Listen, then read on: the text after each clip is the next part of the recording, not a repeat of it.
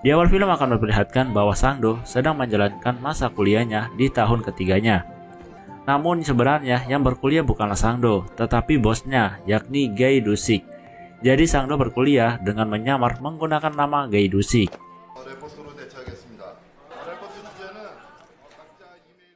Karena kelakuan Do-sik ini, akhirnya bos besar mengetahui perbuatannya, bahwa Do-sik telah berkuliah menggunakan jasa Sang-do. Bos besar pun menyuruh Do-sik untuk menyelesaikannya sendiri. Kemudian Do-sik bercerita akan hal ini kepada Sang-do, bahwa dirinya telah ketahuan oleh bos besar. Do-sik memutuskan untuk melanjutkan sendiri sisa-sisa kuliahnya. Dan ternyata Do-sik diharuskan untuk menjalankan praktek lapangan minggu depan sebagai guru di salah satu sekolah di sana.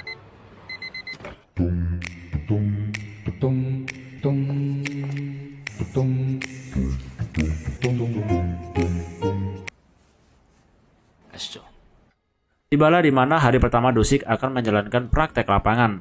Seperti biasa, Do-sik diantar oleh Sang-do, Daigari, dan yang sekarang sebagai supirnya adalah Dongpal, yakni preman yang dulu sering membuli Do-sik sewaktu SMA. Dengan kawalan yang begitu ketat menuju sekolah, Do-sik meminta untuk menurunkannya di pinggir jalan. Namun karena terlalu kejauhan, akhirnya Do-sik telah masuk di hari pertamanya.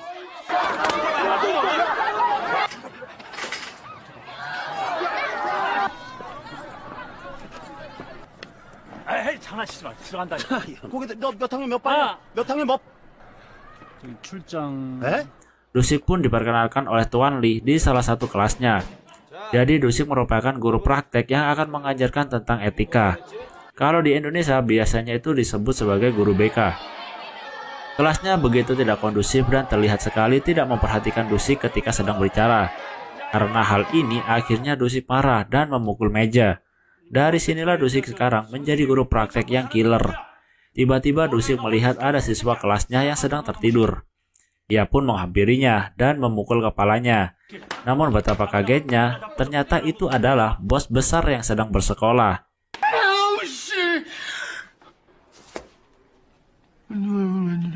Ternyata bos besar dari gangsternya Do-sik belum memiliki ijazah sehingga ia terpaksa harus bersekolah. Karena Do-sik tidak terlalu mengerti dengan ilmu etika, akhirnya pada malam harinya Do-sik menyewa seorang guru untuk mengajarkannya tentang ilmu tersebut. Tetapi bukannya belajar, mereka malah mabuk-mabukan.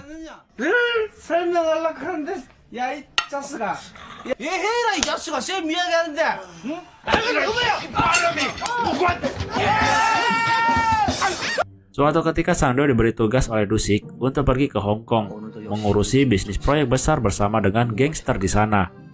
Namun ternyata Sang-do diikuti oleh Daigari. Do-sik mempercayakan hal ini kepada Sang-do karena Do-sik menganggap bahwa Sang-do adalah orang yang paling pintar di gangsternya, dan terlebih lagi ia bisa berbahasa Inggris. Tetapi ketika di pos migrasi, mereka berdua ditangkap oleh petugas dikarenakan Sang-do menjawab dengan seenak jidatnya ketika ditanya oleh petugas. Ya, ternyata Sang-do itu tidak bisa berbahasa Inggris sama sekali. Do you have any weapons or drug? Of course. Security area for further questioning. Bravo.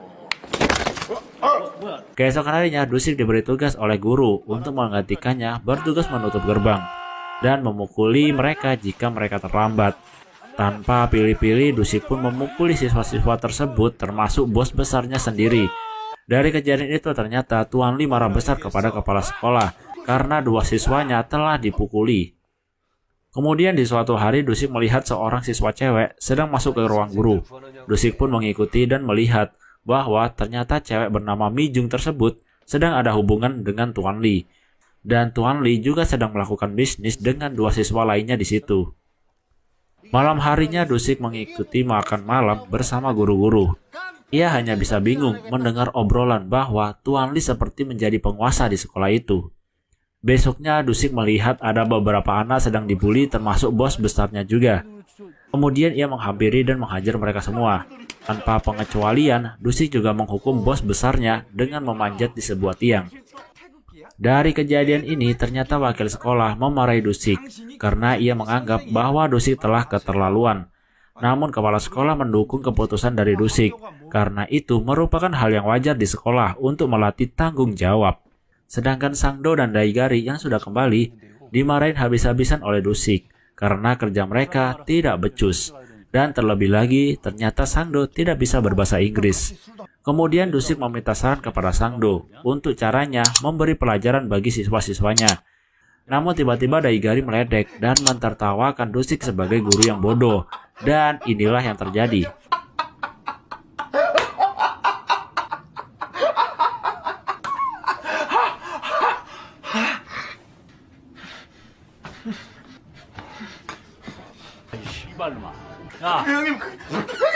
Dusik sekarang mendapatkan tugas untuk menggantikan guru olahraga di sekolahnya.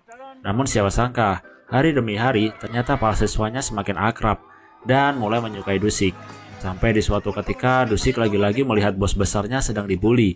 Meskipun Dusik sudah mengirim Dongpal untuk bersekolah lagi di SMA-nya demi menjaga bos besarnya, ternyata Dongpal dengan mudah dikalahkan oleh mereka. Di malam harinya, Dusik memperkenalkan Sangdo dengan seorang guru wanita di sekolahnya. Mereka pun kemudian minum-minum di sebuah kedai pinggir jalan. Dan ternyata pemilik kedai tersebut adalah neneknya Mijung. Mijung yang kesal dengan curhatan neneknya bergegas untuk pergi. Dusik pun mengejarnya dan memberikan nasihat kepada Mijung, tidak boleh seperti itu kepada neneknya. Namun betapa kagetnya Dusik ketika mendengar Mijung mengatakan bahwa kalau kau ingin menginginkanku, maka bayarlah lebih. Mijung pun kemudian segera pergi seketika. Karena guru wanita sudah mabuk berat ditambah lagi dengan datangnya bos besar di kedai tersebut, Dusik meminta Sangdo untuk mengantarkannya pulang. Namun tiba-tiba Daigari datang dan dengan lagak sok kuatnya memukul kepala bos besar karena Daigari mengira bahwa mereka hanyalah anak-anak SMA. Mengetahui bahwa yang dipukul bos besar, Daigari pun kabur ketakutan.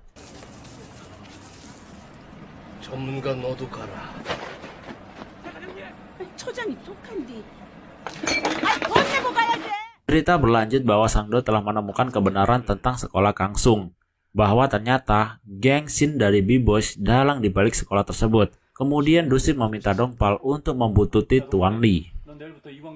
Di sisi lain, Daigari kembali ke markas Dusik untuk memohon maaf dan mengizinkan untuk bekerja lagi. Karena baik hati, Dusik pun memaafkannya dan berharap tidak akan membuat kesalahan lagi.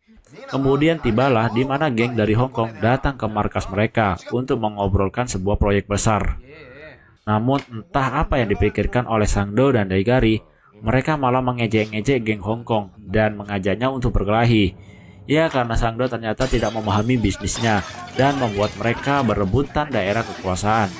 Dari kejadian inilah membuat bisnis geng Dusik terancam gagal, sehingga membuat Dusik murka kepada mereka berdua. Padahal Dusik menganggap bahwa Sangdo adalah tangan kanan yang ia percayai karena kepintarannya. Dan ternyata Sangdo sekarang tidak jauh beda dengan Daigari. Dusik semakin hari semakin dekat dengan Mijung. Dusik selalu menghibur Mijung yang kesepian. Suatu hari Dusik juga mengajak Mijung untuk bermain sampai malam. Di sisi lain, Dongpal telah membuntuti Tuan Lee yang berada di sekolahnya malam itu. Ternyata Tuan Lee telah menyalin kunci jawaban ujian. Dongpal pun bergegas untuk memfoto kejadian tersebut. Balik lagi ke Mijung yang sedang jalan dengan Dusik. Karena hujan, mereka pun berteduh di sebuah halte. Ketika Dusik ingin membelikan tas dan payung untuk Mijung di seberang jalan, tiba-tiba Mijung diganggu oleh Tuan Lee karena ia lebih memilih Dusik daripada dirinya. Dari sini kita tahu bahwa sebenarnya Mijung adalah pacar bayaran Tuan Lee untuk menemaninya di malam hari. Tuan Lee pun memberikan uang kepada Mijung dan Mijung dengan terpaksa menerimanya. Alasan dia bekerja seperti itu adalah untuk memenuhi kebutuhannya terutama neneknya. Mijung yang kesal akhirnya bergegas pergi, namun siapa sangka tiba-tiba ia ditabrak mobil berulang kali. Dusik yang baru keluar dari toko melihat secara langsung kejadian tersebut, sehingga membuatnya mengeluarkan air mata kesedihan. Mijung yang dibawa ke rumah sakit, namun sayangnya nyawanya tidak terselamatkan.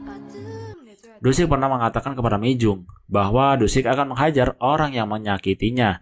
Karena Dusik sudah mengetahui bahwa dalangnya adalah Tuan Lee, ia pun esoknya di sebuah jamuan makan malam menghajar habis-habisan Tuan Lee.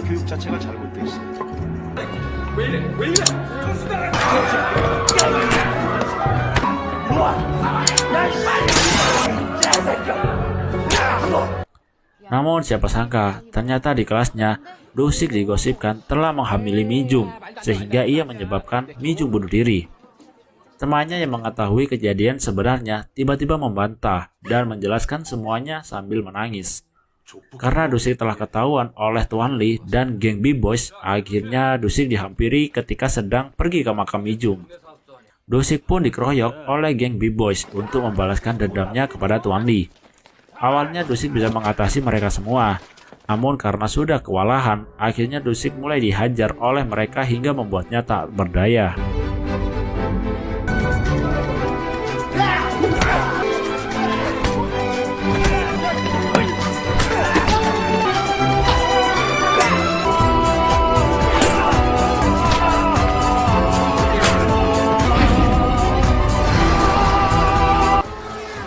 Namun tiba-tiba datang seorang membawa motor untuk menyelamatkan Dusik, dan ternyata itu adalah bos besarnya.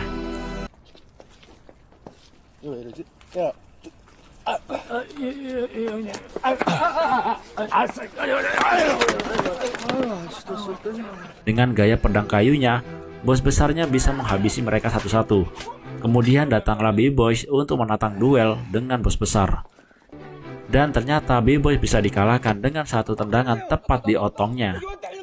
Karena kesal, akhirnya B-Boys mengerahkan semua bawahannya untuk menghajar bos besar dan Dusik. Dan tak lama kemudian datanglah Sangdo dan Daigari beserta pasukannya. Ya memang sih mereka datangnya terlambat sehingga menyebabkan Dusik dan bos besar babak belur. Kemudian perkelahian antara dua geng pun terjadi. Di mana di tengah perkelahian tiba-tiba anak-anak sekolah yang dipimpin oleh Dongpal datang untuk membantu mereka. Dan akhirnya geng B-Boys pun kabur. 야, 개도시야, 나 간다. 어?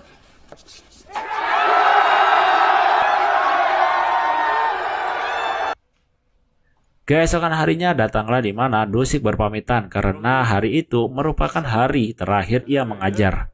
Siswa-siswa pun hanya bisa terdiam dan menangis melihat kepergian Dusik. 잘 있다 갑니다. 아마 왜냐면 마지막 제자들이니까.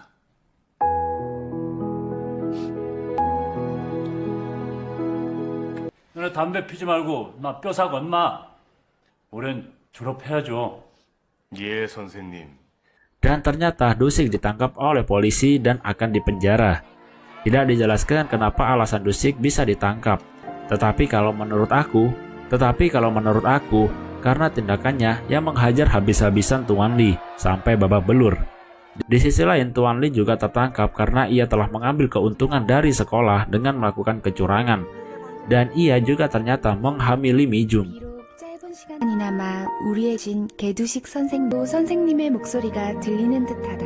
Di akhir video akan diperlihatkan Dusik telah keluar dari penjara, sedangkan bos besar juga sudah mendapatkan ijazah SMA-nya. Di sini kita akan juga diperlihatkan bahwa Dusik menyuruh bos besar untuk melanjutkan sekolah mafia di Italia. Dan film pun tamat.